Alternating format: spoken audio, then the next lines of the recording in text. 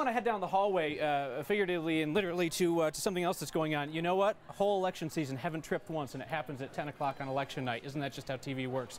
But anyway, this is our social media center where Kevin Torres has been monitoring the real-time reaction to all of the onslaught of news that we've seen tonight. Kevin? Kyle, you almost jinxed yourself there, and you almost tripped when you walked in. No, so watch yourself. Not again. Well, welcome to the Social Media Cafe, and it's in here where we've been tracking everything. And what we want to show you is pretty much what the impact has been on Facebook. And this picture right here, this was sent out the moment that President Obama was reelected, and within a minute that had 60,000 shares on likes on Facebook rather, and it's now up to more than 800,000. Also, this is really interesting. At the peak today, when President Obama was reelected, 327,000 tweets per minute, and that was at 11:19 p.m. Eastern Standard Time, so around 9:19 p.m. our time.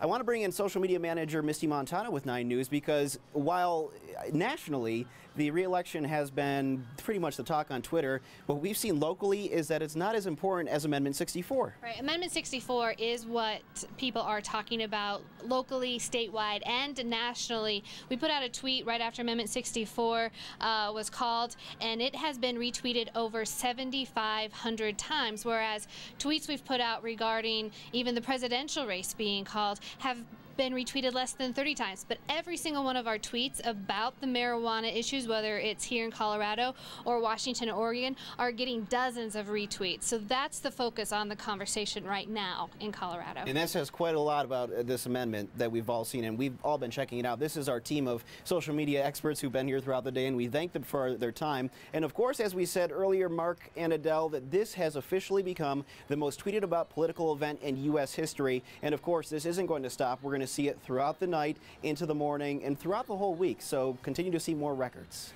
And I think, Kevin, as we were discussing earlier, not on the air, that each one of these tends to break records just because this is a fairly new technology.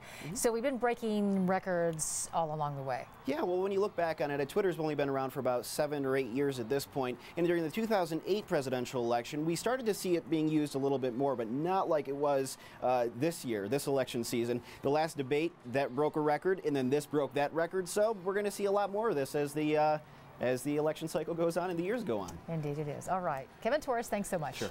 We continue to watch the split screen of McCormick Place in Chicago, but we're going to check in at our local headquarters, at Republican headquarters first, with our Cheryl Preheim, who is